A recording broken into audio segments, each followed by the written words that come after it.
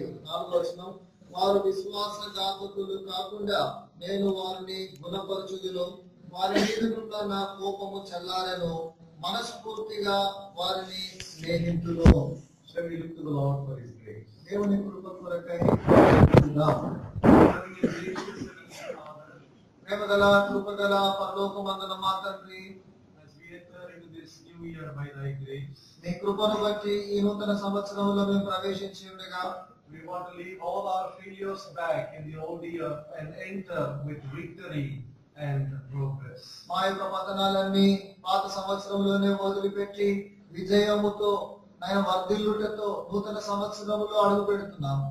We thank You for the table that reminds us of our condition, but also offering us the cure. ప్రభు యొక్క వల్ల మా యొక్క స్థితిని అట్లాగే మా యొక్క విరుగుడును చూపెడుతున్నందుకే వందనాలు చెల్లిస్తున్నాం. Help us, Lord, to search our hearts in the light of God's word and take part worthily. దేవుని వాక్యపు వెలుగులో మా హృదయాలను పరిశీలించుకొని ప్రభు యోగ్యముగా వలలో పాల్పొందుటకు సహాయపడండి. Give us both Thy grace, fill us with Thy Spirit, and grant us the utterance for the glory of Thy Son.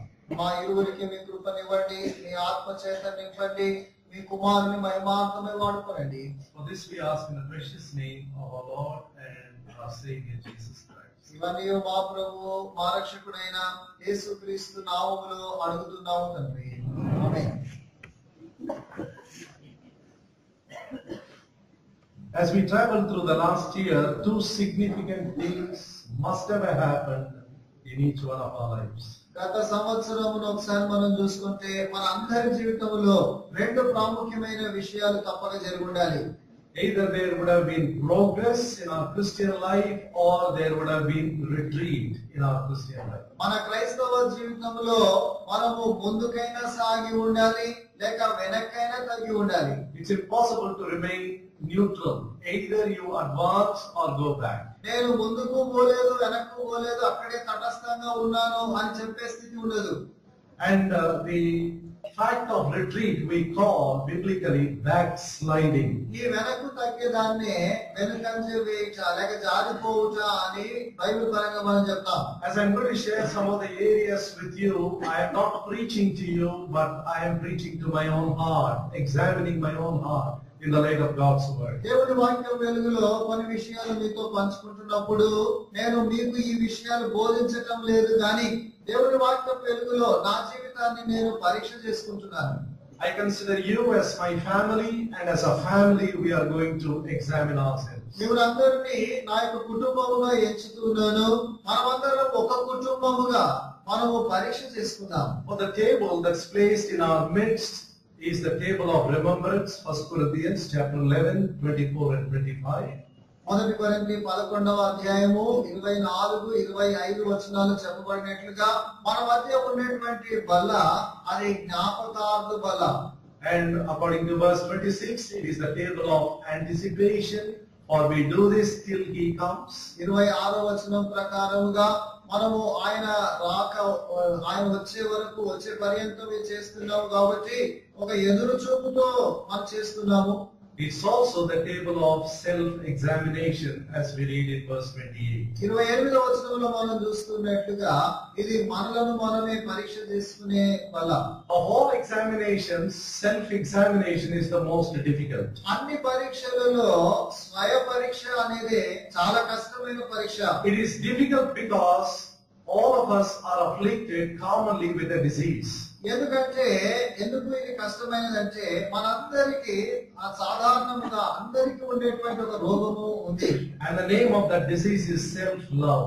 ఆ రోగం యొక్క పేరు ఏంటంటే మనలను మనము ప్రేమించుకొనుట. When it comes to finding fault with others, I am very quick, I am very sharp, but when I begin to probe into my own heart, I am very, very lenient. ఇతరులను గురించి విమర్శించమంటే చాలా వేగిరంగా, చాలా సూటిగా ఆ విషయాలన్నీ చెప్తాము, కానీ నా జీవితాన్ని నేను పరీక్ష చేసుకోవాలి అంటే నేను అంతగా వేగంగా వెళ్ళను. God is interested in our growth and in our progress. దేవుడు మనం ఎదగాలని, మనం ముందుకు సాగాలని కోరుతున్నాడు. But there are many things that could hamper our Christian growth. మన క్రైస్తవ ఎదుగుదలను అడ్డగించేవి చాలా విషయాలు ఉంటాయి. When a believer falls into sin, it is so difficult to discover by his own effort. విశ్వాసి పాపంలో పడిపోతే తన సొంత ప్రయత్నములో దాన్ని తెలుసుకోవటము చాలా కష్టం. Hebrews 3:13 tells us of the two consequences when sin enters in the life of a believer. విశ్వాస జీవితంలో పాపము ప్రవేశించినప్పుడు వచ్చే పర్యవసానాలు హెబ్రీ 3:13లో చెప్పబడ్డాయి. At least two things are mentioned there. కనీసం రెండు విషయాలు అక్కడ చెప్పబడ్డాయి. Firstly, we fall into the trap of deception. మొట్టమొదటిది మోసము ద్వారా ఒక వలలో మనం చిక్కుకుంటాం. It is said the deceitfulness of sin.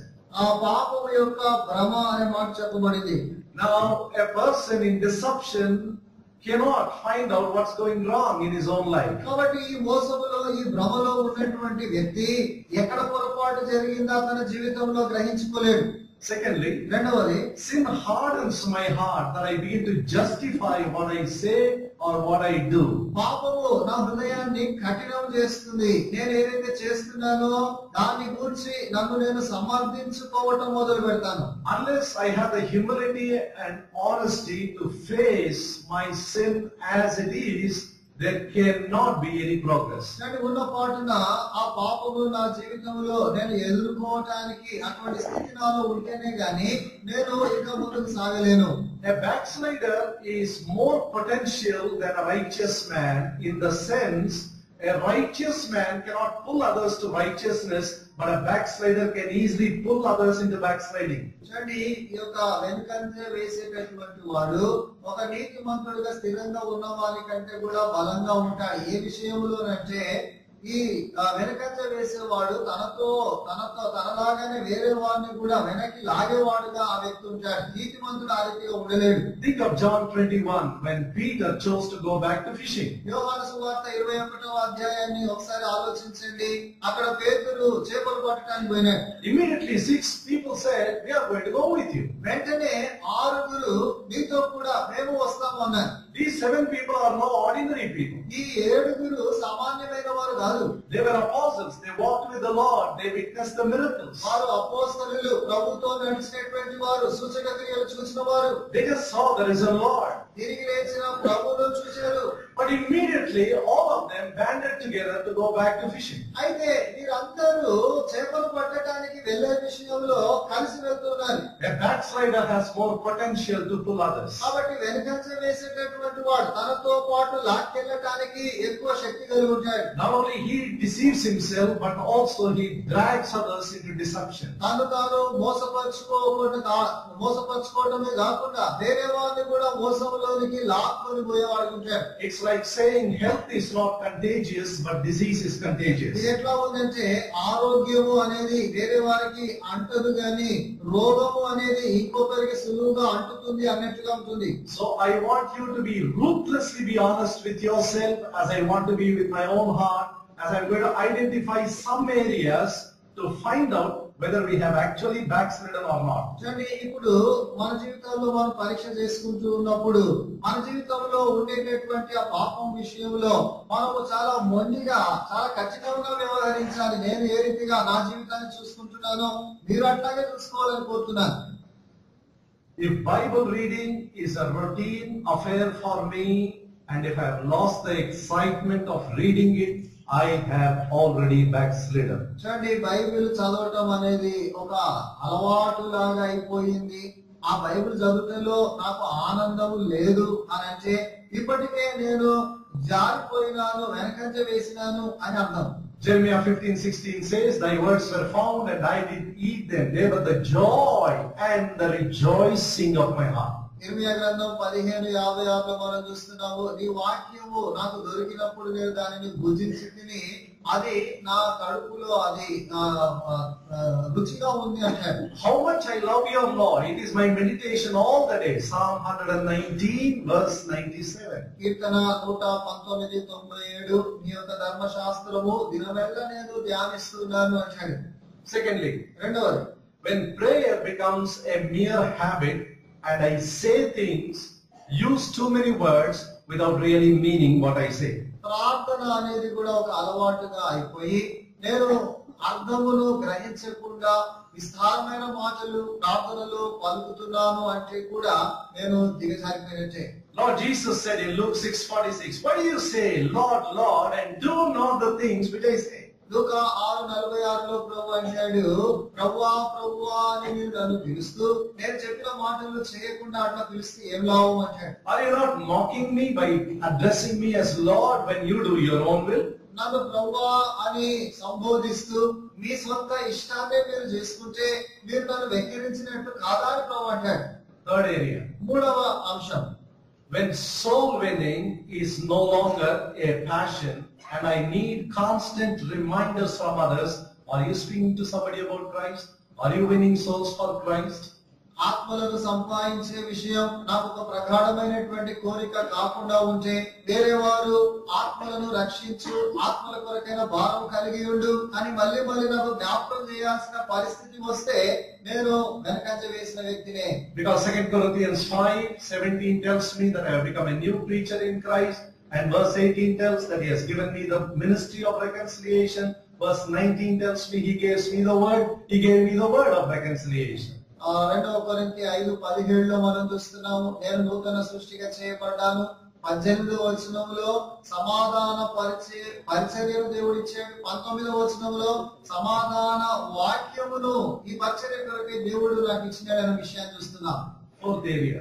4వ అంశం, In body life, that's what the Bible says, coming together as a church. In body life, when I resist corrections from others.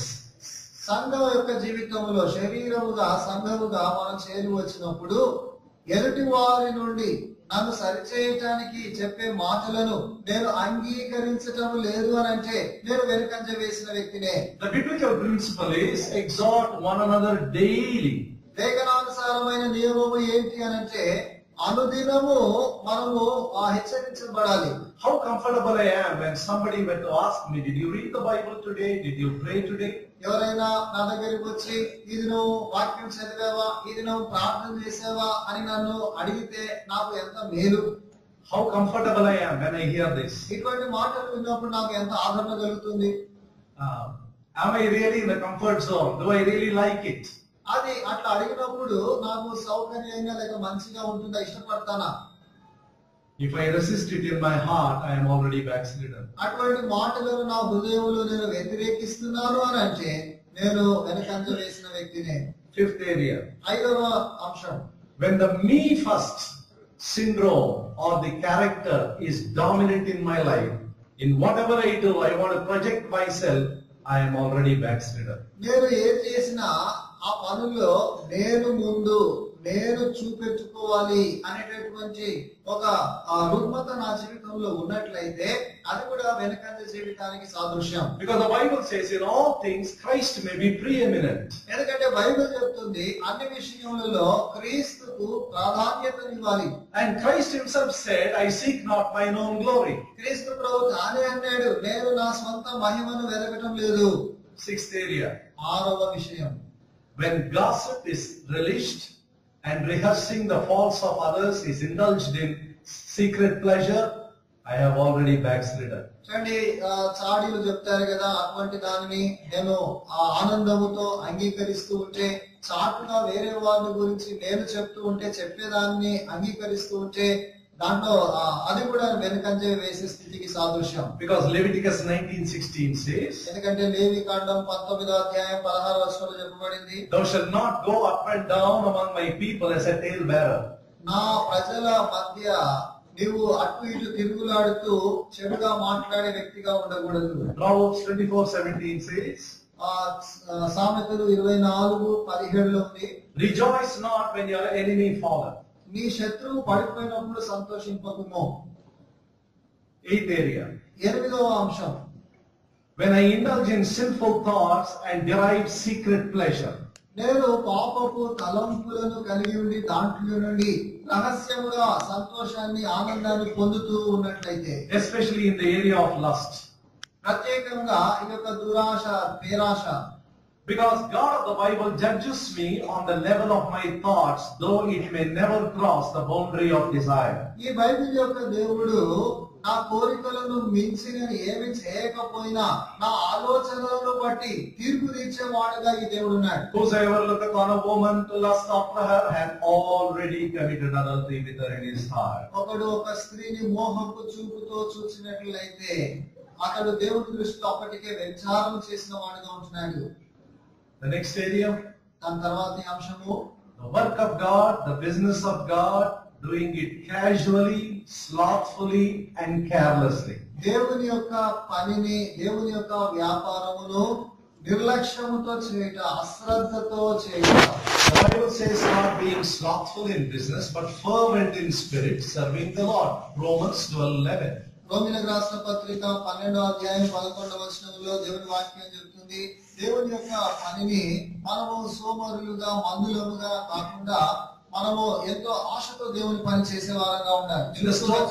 In the story of the parable of talents, you find the Lord accusing the one talent man who neglected that one talent. తలాంతులను గురించినటువంటి ఉపమానంలో మనం చూస్తాము, ఒక తలాంతును పొందినవాడు నిర్లక్ష్యం చేసిన ఆ విషయాన్ని ప్రభువు ఆ వ్యక్తితో అంటున్నాడు. What are the words that the master uses? అక్కడ యజమానుడు వాడిన మాటలు ఏంటి? Matthew 25:26. మత్తయి సువార్త 25వ అధ్యాయము 26వ వచనం. It says, "Thou wicked and slothful servant." ఆ చెడ్డవాడవైన ఆ సోమరి దాసుడా అని అంటాడు. He puts laziness and wickedness together. చూడండి, సోమరితనము ఈ యొక్క దుష్టత్వం, చెడు రెండు కలిపి చెప్తున్నాడు. Usually we don't put wickedness for slothfulness. కానీ మనము ఈ చెడుతనము సోమరితనము రెండు కలిపి చెప్పం. We say that's a lesser sin. Maybe adultery is a bigger sin. It's great wickedness. Theft is great wickedness. Murder is great wickedness. We don't say slothfulness is great wickedness. ఈ సోమరితనము అంత చెడుతనం కాదు, అది వ్యభిచారం అయితే, దొంగతనం అయితే అటువంటివి చాలా చెడ్డ విషయాలు, సోమరితనం అంత కాదులే అని మనం అంటాం. We grade sins, but this is the way God grades it. మనము పాపములను ఆరిపిగా కొలత వేస్తాము, అయితే దేవుడు ఈ పద్ధతిలో కొలత వేస్తాడు. When singing is relished for its beat and for its melody rather than for the words, I have already backslidden. చూడండి, ఈ యొక్క సంగీతం విషయంలో దాంట్లో ఉన్న మాటలను ఏమాత్రం అర్థం చేసుకోకుండా, మాటలను బట్టి కాకుండా ఆ సంగీతం యొక్క రాగమును బట్టి, తాళమును బట్టి నేను ఆనందించే వ్యక్తినైతే అప్పుడు కూడా నేను వెనకంజ వేసే వ్యక్తిగా ఉంటున్నాను. When murmuring and complaining becomes my natural way of life and the spirit of contentment is not cultivated, I am already backslidden. నా జీవితంలో సనుగుట, గొనుగుట అనేది సాధారణంగా ఉండి సంతృప్తి అనేది లేని జీవితం నాలో ఉన్నట్లయితే అది కూడా వెనుకంజ వేసిన జీవితానికి సాదృశ్యం. Because the Bible says, do all things without murmurings and disputings. ఎందుకంటే బైబిల్ ఏం చెప్తుందంటే ఎటువంటి సనుగుడు, సంశయాలు లేకుండా అన్ని జరిగించమనుంది. And Paul says in Philippians 4:11, Philippi 4:11లో పౌలు అంటాడు, in whatsoever state I am, therewith I have learned to be content. ఆయన అంటాడు, నేను ఏ స్థితిలో ఉన్నానో ఆ స్థితిలో సంతృప్తి కలిగి ఉండటం నేను నేర్చుకున్నాను అని అంటాడు. And the Bible says, Bible అంటుంది, let your conduct be without covetousness. మీ యొక్క ప్రవర్తన దురాశ లేక ఆశ లేకుండా ఉండాలి అని చెప్పబడుతుంది. Be content with such things as you have. మీరు ఏదైతే కలిగి ఉన్నారో దాంట్లో తృప్తిగా ఉండండి. For he has said, I will never leave you nor forsake you. ఎందుకంటే నేను మిమ్మల్ని ఎన్నడూ విడువను, నేను ఎడబాయను అని ఆయనే చెప్పాను కదా అని. We take the second part as a great promise, but we don't realize that it is inseparably linked to two conditions. ఈ యొక్క గొప్ప వాగ్దానాన్ని అయితే మనం తీసుకుంటాము, దానికి ముందు ఉన్నటువంటి ఆ మాటలు దీనితో విడదీయలేని సంబంధం కలిగి ఉంది అన్న విషయాన్ని మర్చిపోతాం. Only for those who have no covetousness, only for those who cultivate contentment, this promise is applicable. ఎవరైతే ఈ ధనాశ లేకుండా ఉంటున్నారో, అటువంటి వారు తృప్తి కలిగి ఉంటున్నారో, అటువంటి వారికి నేను నిన్ను ఎన్నడూ విడువను, ఎడబాయను అనే వాగ్దానము దేవుడిస్తున్నాడు. The next area, తర్వాతి అంశము, in body life, when I give preferential treatment for physical beauty, for language, for region, for community, I have already backslidden. చూడండి, ఈ యొక్క సంఘ జీవితంలో ఒక సంఘ శరీరముగా మనం ఉన్నప్పుడు అందులో నా వ్యవహారములో నేను ఒక అందముకు గాని, ఒక ప్రాంతముకు గాని, ఒక భాషకు గాని ఇటువంటి తారతమ్యాలు చూపేటటువంటి వ్యక్తిగా నేను ఉన్నట్లయితే నేను వెనుకంజ వేసినటువంటి వ్యక్తిని. In any given situation, ఇవ్వబడినటువంటి ఏ పరిస్థితిలోనైనా there are two questions that a believer could possibly ask. ఒక విశ్వాసి రెండు ప్రశ్నల్లో ఏదో ఒకటి తప్పక అడుగుతాడు. I want to do something, is it right or is it safe? నేను ఒక విషయం చేయాలనుకుంటున్నాను, అది సరి అయినదా, అది సురక్షితమా? Which question would we prefer? ఈ రెండు ప్రశ్నలు ఉంటే ఏ ప్రశ్నను మనము ఇష్టపడతాం? When Jesus stood before John the Baptist to be baptized, బాప్తిసం ఇచ్చు యోహాను ఎదుట బాప్తిసం పొందటానికి యేసుక్రీస్తు నిలబడ్డప్పుడు, we know John the Baptist, he refused to give baptism. మనం ఎరుగుదుము కదా, బాప్తిసం ఇవ్వటానికి ఆ బాప్తిసం ఇచ్చు యోహాను నిరాకరించాడు. But what did the Lord say? అయితే ప్రభు ఏమన్నాడు? Suffer it to be so now, for thus it becometh us to fulfill all righteousness. Matthew chapter 3 verse 15. మత్తయి 3:15 ప్రకారంగా నీతి యావత్తు ఇలాగ జరిగించట మనకు తగి ఉన్నది, కాబట్టి ఈ రీతిగా జరగనిమ్మంటాడు. In all my decision making, which question dominates me? Is it safe or is it right? నేను చేసే తీర్మానాలు అన్నిటిలో ఇది నేను చేస్తే సరి అయినది అనా, లేకపోతే ఇది చేసిన సురక్షితము అనే దానిని మనసులో పెట్టుకొని చేస్తున్నానా? Another area that I examine my life, నా జీవితాల్లో నేను పరీక్షించుకునే మరొక అంశము, when it comes to giving, am I systematic? Am I faithful? Am I consistent in giving to God His portion? నేను దేవునికి ఇచ్చే విషయానికి వచ్చినప్పుడు నేను క్రమముగా నమ్మకముగా నేను ఎంతగాలో ఒక క్రమ పద్ధతిన ఇస్తున్నానా లేదా? If I have failed in that, in the past year, I have already backslidden. ఆ విషయంలో గత సంవత్సరంలో నేను తప్పిపోయి ఉంటే ఇప్పటికే నేను వెనకంజ వేసిన వ్యక్తిని. What is the dominant motive in my ministry? Is it love for the ministry or love for the master? నా జీవితంలో పరిచర్య విషయంలో ప్రాముఖ్యమైనటువంటి విషయం ఏంటి? పరిచర్యను నేను ప్రేమిస్తున్నానా, లేక పరిచర్య యొక్క ప్రభువును ప్రేమించి పరిచర్యను చేస్తున్నానా? About the prophets in Jeremiah's day, the Lord said, ఇర్మియా దినాల్లో ఉన్న ప్రవక్తలను గూర్చి ప్రభు అన్నాడు, chapter 23 verse 21, 23వ అధ్యాయంలో 21వ వచనము, I have not sent these prophets, yet they ran. I have not spoken to them, yet they prophesied. అంటే నేను వారిని పంపలేదు, అయినా వారు వెళ్తున్నారు. నేను వారితో ప్రవచించమని చెప్పలేదు, అయినా గారు ప్రవచిస్తున్నారు. Now why did they run and why did they speak? ఎందుకు వారు పరిగెడుతున్నారు, ఎందుకు మాట్లాడుతున్నారు? Initially they fell in love with the master, then they came into the ministry, and then they fell into the ministry and let go the master. ప్రారంభంలో ప్రభువును ప్రేమించి పరిచర్యలోనికి వచ్చారు, తర్వాత పరిచర్యను ప్రేమిస్తూ ప్రభువును వదిలేసి పరిచర్య వెంట అట్లానే ఉన్నారు. The next area that I examine my heart, when I see the shortcomings of my leaders, do I sit to discuss, dissect those mistakes and take it as a great pleasure? చూడండి, నేను తర్వాత అంశం ఏదైనా పరీక్ష చేసుకుంటున్నానంటే నా పెద్దలతో కూర్చొని నేను ఏదైనా సమస్యను about the leaders, about the shortcomings of leaders, apart from them, do I discuss it, do I dissect it, and do I get pleasure out of it? నా నాయకుల తప్పులను గూర్చి నేను విమర్శ చేయటము, దాని గురించి చర్చించి దాంట్లో ఒక ఆనందమును సంతోషాన్ని పొందే వ్యక్తిగా నేను ఉన్నానా? No leader is perfect.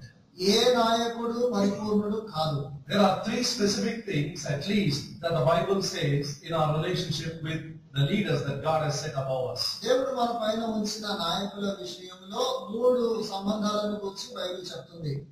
Hebrews 13:7 says, remember them.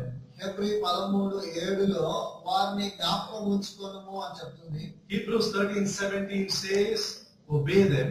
Hebrew 13:17లో వారికి విధేయులుగా ఉండమని చెప్తుంది. 1 Thessalonians 5:13 says, esteem them. మొదటి తెస్సలోనికీయులు 5:13లో వారిని గొప్పగా ఎంచమని చెప్తా ఉంది. If this is not true in my life, I have already backslidden. నా జీవితంలో ఇది గనక లేకపోతే నేను ఇప్పటికే వెనుకంజ వేసిన వ్యక్తిగా ఉన్నాను. When I see the goodness in others and the progress in others, does it fill me with jealousy and discomfort? వేరే వారి యొక్క మంచి లేక వారి అభివృద్ధి చూసినప్పుడు నాలో అసూయ, నాలో ఈర్ష్య పుడుతుందా? If it is true, I have already backslidden. అది నిజమైతే నేను ఇప్పటికే వెనుకంజ వేసిన వ్యక్తిని. Is lying very common? Do I usually indulge in it?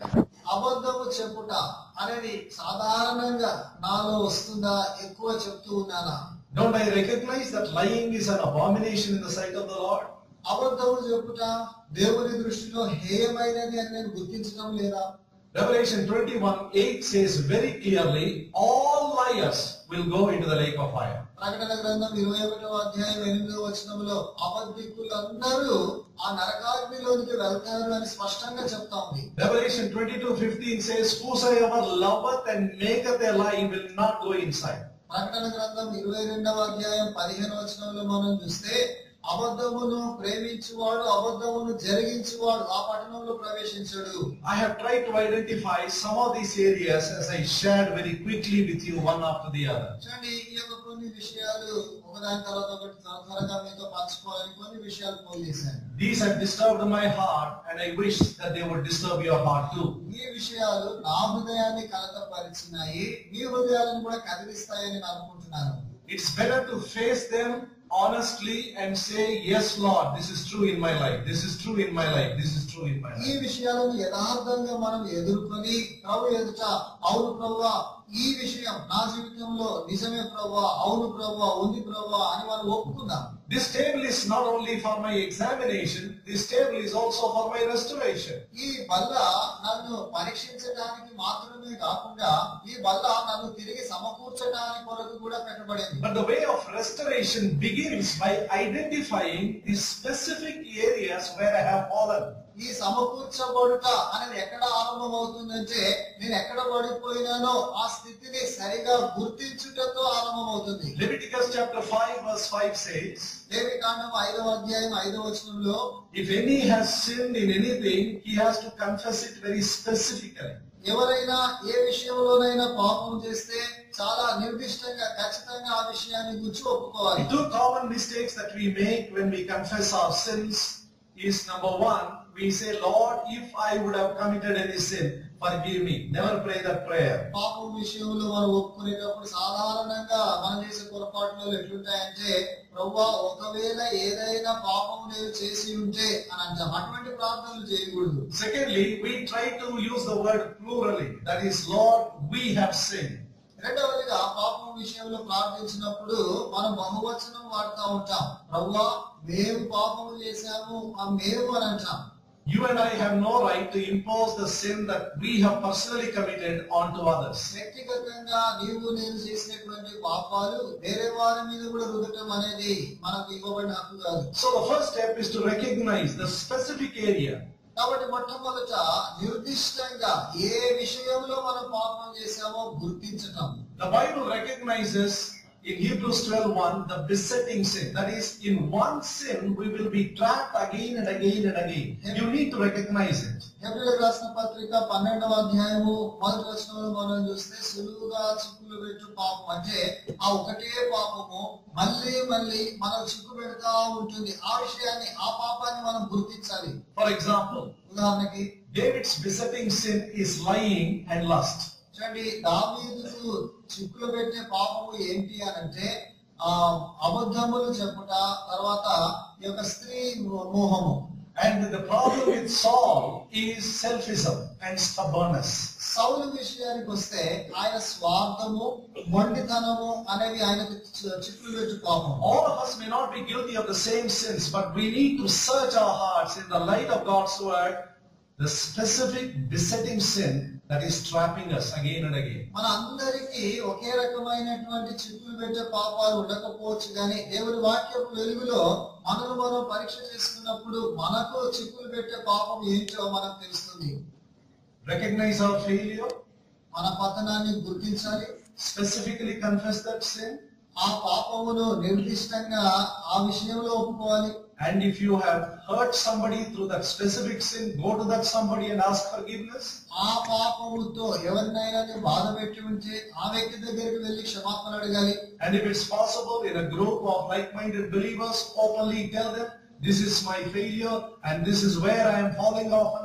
Brethren, please pray for me. సాధ్యమైతే కొంతమంది సహోదరులు ఉన్నప్పుడు, సహోదరులారా ఈ విషయంలో నేను తప్పిపోతున్నాను, పడిపోతున్నాను, నా కొరకు ప్రార్థించండి అని అడిగేవారు ఉండాలి. Fourthly, believe victory is possible. నాలుగవదిగా విజయము సాధ్యము అని నమ్మాలి. Because Jesus died and rose again, He wants to give that power of resurrection to you and me, that we may be overcomers in the very area where we have been falling again and again. యేసుక్రీస్తు ప్రభు చనిపోయి ఆయన తిరిగి లేచాడు గనక ఏ విషయంలో మళ్ళీ మనం పడిపోతున్నామో ఆ విషయంలో మనకు కూడా పునరుత్థాన శక్తిని ఇవ్వడానికి ప్రభు సిద్ధంగా ఉన్నాడు. God does not want you and me to be in the same backslidden condition. నీవు నేను ఆ వెనకకు జారిపోయినటువంటి అదే స్థితిలో ఉండాలి అని ప్రభు కోరటం లేదు. How loving is our Savior when God speaks to Israel, He says, "Oh Israel, you have fallen by your iniquity." చూడండి, ఇశ్రాయేలుతో మాట్లాడినప్పుడు ఓ ఇశ్రాయేలు నీ యొక్క దోషమును బట్టి నీవు పడిపోయినావు అని ప్రభు వారితో మాట్లాడుతున్నాడు. Yet return to me.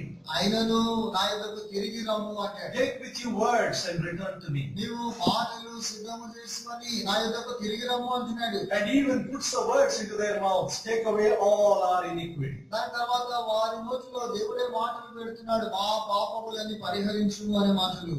I will heal your backsliding. నేను మీ యొక్క జారిపోయిన స్థితిని తిరిగి సమకూరుస్తాను. I will love you freely. మీ ఉచితముగా మిమ్మల్ని మళ్ళీ ప్రేమిస్తాను. Progress is impossible unless we are honestly facing the areas where we are failing again and again. ఏ విషయాల్లో మళ్ళీ మనం పడిపోతున్నామో ఆ విషయాలు యథార్థముగా మనం ఒప్పుకోకుంటే మనం ముందుకు సాగుట అనేది అసాధ్యం. I have tried to point out some of the areas where we are likely to fall again and again. ఏ విషయాల్లో మళ్ళీ మనము పడిపోయే ఆస్కారం ఉందో ఆ విషయాలు కొన్ని మీ ముందు వచ్చాను. Shall we be on our knees? మోకాళ్ళ మీద కొద్దామా? Shall we take time and tell God honestly, Lord, as I hear this message in this specific area, yes, I am falling again and again. మనం యథార్థంగా ప్రభుతో చెప్దాం, ప్రభువా ఈ యొక్క మాటలు నేను విన్నప్పుడు ఈ విషయాలలో నేను కూడా పడిపోయినాను అని నాకు జ్ఞాపకం చేయబడుతుంది అని చెప్తాను. I don't want to stay in my backslidden condition. ప్రభువా నేను వెనకంజ వేసిన ఈ స్థితిలోనే ఉండటం నాకు ఇష్టం లేదు. As a new year has opened up, ప్రభువా నూతన సంవత్సరం ఆరంభమై ఉండగా I need to walk like an overcomer and a victor. నేను ఒక జయశాలిగా విజయవంతునిగా జీవించాలని కోరుతున్నాను. Lord, I am ashamed for these sins which I have been practicing secretly. ప్రభువా ఈ పాపములు రహస్యంగా నా జీవితంలో నేను జరిగిస్తూ ఉన్న దానిని బట్టి సిగ్గుపడుతున్నాను. Forgive me for justifying those faults in my life. నా జీవితంలో ఈ పాపములను గురించి ప్రభువా నేను జస్టిఫై చేసుకుంటున్నందుకు క్షమించు. Lord, I want to be a victor. ప్రభువా నేను జయశాలిగా ఉండబోతున్నాను. If that is our desire, God will honor it. అది మన కోరిక అయితే దేవుడు మనల్ని ఘనపరుస్తాడు. My prayer and my desire for my own life and for all of us is that we may go progressing, growing into victory. నా ప్రార్థన, నా కోరిక మనందరి విషయంలో ఏంటి అనంటే మనము ఎదుగుతూ ముందుకు సాగుతూ వెళ్లే వారంగా ఉండాలి అని.